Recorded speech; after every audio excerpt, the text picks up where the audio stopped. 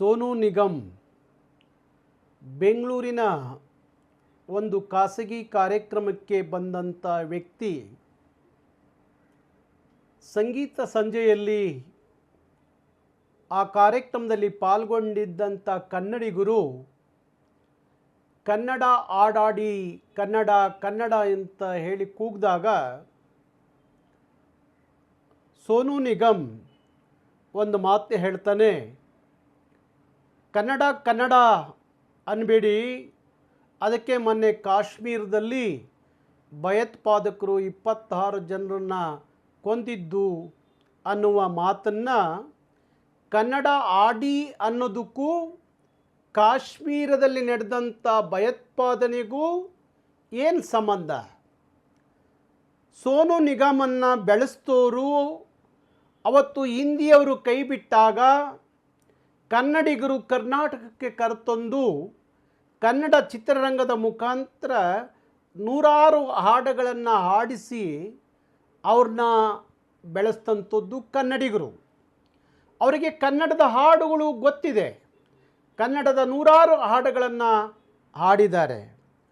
ಆ ಕಾರ್ಯಕ್ರಮದಲ್ಲಿ ಕನ್ನಡ ಹಾಡಿ ಅಂತ ಕೇಳಿದ್ದಕ್ಕೆ ಕಾಶ್ಮೀರದ ಘಟನೆಯನ್ನು ಲಿಂಕ್ ಮಾಡಿ ಕನ್ನಡಿಗರನ್ನ ಒಂದು ರೀತಿಯಲ್ಲಿ ಭಯೋತ್ಪಾದಕರ ಥರ ಬಿಂಬಿಸುವಂಥ ಹೇಳಿಕೆಯನ್ನು ಕೊಡ್ತಾನೆ ಅನ್ನೋದಾದರೆ, ಇವರಿಗೆ ಕರ್ನಾಟಕದ ನೆಲದಲ್ಲಿ ಇಂಥವ್ರನ್ನ ಕರೆದು ತಂದು ರತ್ನ ಕಂಬಳಿ ಹಾಸಿ ನಮ್ಮ ಕನ್ನಡದ ಚಿತ್ರ ನಿರ್ಮಾಪಕರು ಅವರು ಆಡೋದು ಮುಖಾಂತರ ಕನ್ನಡದ ಉದ್ಧಾರ ಆಗುತ್ತೆ, ಕನ್ನಡದ ಸಿನಿಮಾ ಉದ್ಧಾರ ಆಗುತ್ತೆ, ಚಿತ್ರರಂಗ ಉದ್ಧಾರ ಆಗುತ್ತೆ ಅಂತ ಹೇಳಿ ಅಂಥವ್ರನ್ನೆಲ್ಲ ಕರೆದು ಇಲ್ಲಿ ಕನ್ನಡಿಗರನ್ನ ಬಯಸೋದು, ಕನ್ನಡಿಗರನ್ನ ಅವಹೇಳನಕಾರಿ ಹೇಳಿಕೆಗಳನ್ನು ಕೊಡೋದು, ಕನ್ನಡಿಗರನ್ನ ಕಾಶ್ಮೀರದ ಘಟನೆಗೆ ಹೋಲಿಕೆ ಮಾಡುವಂಥ ಸೋನು ನಿಗಮ್ ಇವನಿಗೆ ಸರಿಯಾದ ಎಚ್ಚರಿಕೆಯನ್ನು ಕರ್ನಾಟಕ ರಕ್ಷಣಾ ವೇದಿಕೆ ಕೊಡ್ತಾ ಇದೆ. ಇವನು ಕನ್ನಡಿಗರನ್ನು ಭಯೋತ್ಪಾದಕರು ಅನ್ನುವ ರೀತಿಯಲ್ಲಿ ಬಿಂಬಿಸ್ಲಿಕ್ಕೆ ಹೋದ್ನಲ್ಲ, ಇವನೇ ಸಾಂಸ್ಕೃತಿಕ ಭಯೋತ್ಪಾದಕ, ಭಾರತದ ಸಾಂಸ್ಕೃತಿಕ ಭಯೋತ್ಪಾದಕ ಇವನೇ ಸೋನು ನಿಗಮ್. ಇವನು ಭಾರತದಲ್ಲಿ ಇರಲಿಕ್ಕೆ ಯೋಗ್ಯನಲ್ಲ ಅಂತ ಅನಿಸುತ್ತೆ. ಇವನ ಪಾಕಿಸ್ತಾನಕ್ಕೆ ಕಳಿಸಿ ಇವನಿಗೆ ಕರ್ನಾಟಕದ ಜನ ಕಷ್ಟ ಕಾಲದಲ್ಲಿ ಇವನ ಕೈ ಹಿಡಿದು ಇವತ್ತು ಕರ್ನಾಟಕದಲ್ಲಿ ಸೋನು ನಿಗಮ್ ಅವರ ಲಕ್ಷಾಂತರ ಅಭಿಮಾನಿಗಳಿದ್ದಾರೆ. ಅವರೆಲ್ಲ ಕನ್ನಡದ ಹಾಡ್ದ ಅನ್ನೋ ಕಾರಣಕ್ಕೆ ಅವನ್ನ ಪ್ರೀತಿಸ್ತಾರೆ, ಅವನ್ನ ಗೌರವಿಸ್ತಾರೆ. ಅಂಥ ಕನ್ನಡದ ಹೃದಯ ಶ್ರೀಮಂತಿಕೆಗೆ ಎಂಥ ಬರೆ ಆಗ್ತಾನೆ ಇವನು ಅಂದರೆ, ಇಂಥವರು ಕರ್ನಾಟಕದ ನೆಲದಲ್ಲಿ ಕಾಲಿಡಲಿಕ್ಕೆ ಬಿಡಬಾರ್ದು. ನಾನು ನಮ್ಮ ಕನ್ನಡ ಚಿತ್ರರಂಗಕ್ಕೆ ಹೇಳ್ತೀನಿ, ಇಂಥವ್ರನ್ನ ಕರೆದು ಇಲ್ಲಿ ರತ್ನ ಕಂಬಳಿ ಹಾಸೋದು ಬಿಟ್ಟು, ಕನ್ನಡದಲ್ಲಿ ಇವತ್ತಿಗೆ ಗಾಯಕರ ಕೊರತೆ ಇಲ್ಲ. ಅಗಾಧವಾದಂಥ ಗಾಯಕರು ಇವತ್ತು ನಮ್ಮ ನೆಲದ ಮಕ್ಕಳು ಇಡೀ ಜಗತ್ತಿನ ಎಲ್ಲ ದೇಶಗಳಲ್ಲಿ ಆಡ್ಬಿಟ್ಟು ಬರ್ತಾರೆ ಅನ್ನೋದಾದರೆ, ಕನ್ನಡದಲ್ಲಿ ಹಾಡಲಿಕ್ಕೆ ಅವರಿಗೆ ಗೊತ್ತಿಲ್ವಾ? ಯಾಕೆ ಅವನ್ನ ಹೋಗಿ ಮುಂಬೈಯಿಂದ ಕರ್ಕೊಂಬಂದು ಇಲ್ಲಿ ಆಡಿಸಿ ಕನ್ನಡಿಗರನ್ನ ಬಯಸಿ ಕನ್ನಡಿಗರನ್ನ ಭಯೋತ್ಪಾದನೆಗೆ ಹೋಲಿಸಿ ಅಂಥ ಪಾಪಿಯನ್ನು ಕರ್ನಾಟಕಕ್ಕೆ ಬರೋಕ್ಕೆ ಇನ್ನು ಮೇಲೆ ನಾವು ಬಿಡೋದಿಲ್ಲ, ರಕ್ಷಣಾ ವೇದಿಕೆ ಬಿಡೋದಿಲ್ಲ.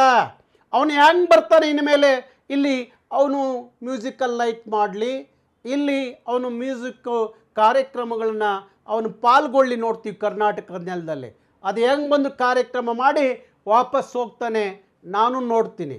ಹಾಗೆ ನಾನು ಕನ್ನಡದ ಚಿತ್ರ ನಿರ್ಮಾಪಕರಿಗೆ ನಾನು ಹೇಳ್ತಾ ಇದ್ದೀನಿ, ನೀವೇನಾದರೂ ಅವನ್ನ ಕರೆದು ಕನ್ನಡದ ನಿಮ್ಮ ಸಿನಿಮಾಗಳಲ್ಲಿ ಆಡಿಸಿದ್ದೇ ಆದರೆ ನಿಮ್ಮ ಸಿನಿಮಾಗಳು ಇಲ್ಲಿ ನಡೆಸಲಿಕ್ಕೆ ಬಿಡೋದಿಲ್ಲ. ಹಾಗಾಗಿ ಹೇಳ್ತಾ ಇದ್ದೀನಿ, ಇಂಥ ಕನ್ನಡದ ದ್ರೋಹಿಗಳು ಅಂದರೆ ಅವರು ರಾಷ್ಟ್ರದ್ರೋಹಿಗಳು. ಯಾಕೆಂದರೆ ಕಾಶ್ಮೀರದ ಘಟನೆಗೂ ಕನ್ನಡ ಹಾಡಿ ಅಂತ ಕೇಳಿದ್ದಕ್ಕೂ ಯಾವ ರೀತಿಯ ಸಂಬಂಧ? ಇಂಥದೊಂದು ಸಂಬಂಧವನ್ನು ಲಿಂಕ್ ಮಾಡಿ ಕನ್ನಡಿಗರನ್ನ ಭಯೋತ್ಪಾದಕರು ಅನ್ನೋ ರೀತಿಯಲ್ಲಿ ಬಿಂಬಿಸುವಂಥ ಸೋನು ನಿಗಮ್, ನಿನಗೆ ಇನ್ನು ಮೇಲೆ ಕರ್ನಾಟಕದ ನೆಲದಲ್ಲಿ ಕಾಲಿಡಲಿಕ್ಕೆ ಕರ್ನಾಟಕ ರಕ್ಷಣಾ ವೇದಿಕೆ ಬಿಡಲ್ಲ. ಈಗ ನಮ್ಮ ಒಂದು ನಿಯೋಗ, ಕರವೆಯ ನಿಯೋಗ ಪೊಲೀಸ್ ಸ್ಟೇಷನಲ್ಲಿ ಕಂಪ್ಲೇಂಟ್ನ ಕೊಡುವ ಮುಖಾಂತರ ಒಂದು ಕೇಸ್ ದಾಖಲೆಯನ್ನು ಮಾಡಬೇಕು ಅನ್ನೋ ತೀರ್ಮಾನವನ್ನು ಮಾಡಿದ್ದೀವಿ. ಹಾಗೆ ಚಲನಚಿತ್ರ ವಾಣಿಜ್ಯ ಮಂಡಳಿ, ಹಾಗೆ ಚಲನಚಿತ್ರ ನಿರ್ಮಾಪಕರ ಸಂಘ ಅವ್ರಿಗೆಲ್ಲರಿಗೂ ದೂರು ಕೊಡ್ತೀವಿ. ಯಾವುದೇ ಕಾರಣಕ್ಕೂ ಸೋನು ನಿಗಮನ್ನು ಕನ್ನಡದಲ್ಲಿ ಆಡಿಸ್ಬಾರ್ದು. ಕನ್ನಡದಲ್ಲಿ ಇವತ್ತು ನೂರಾರು ಪ್ರತಿಭೆಗಳಿದ್ದಾವೆ. ಸೋನಾ ನಿಗಮ್ಗಿಂತ ಚೆನ್ನಾಗಿ ಹಾಡುವಂಥ ಪ್ರತಿಭೆಗಳು ಈ ನೆಲದಲ್ಲಿದ್ದಾರೆ. ಕನ್ನಡದ ಮಕ್ಕಳಿದ್ದಾರೆ.